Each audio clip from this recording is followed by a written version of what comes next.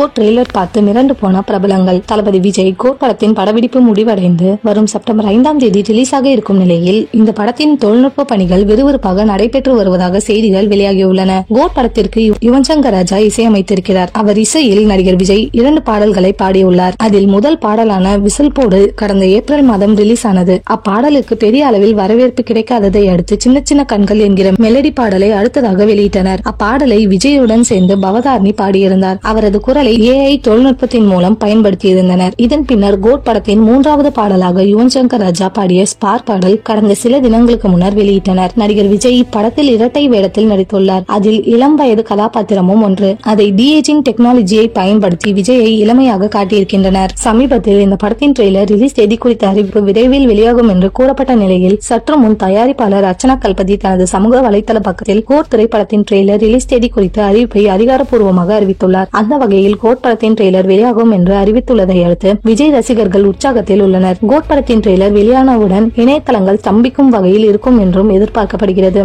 ஏற்கனவே இந்த படத்தின் ட்ரெய்லர் பல பிரபலங்களுக்கு திரையிட்டுள்ளனர். அதனை பார்த்ததும் வியந்து பாராட்டியுள்ளனர். ஹாலிவுட் லெவலில் சிறப்பாக உருவாகி இருப்பதாகவும் சிலர் கருத்து கூறியுள்ளனர்.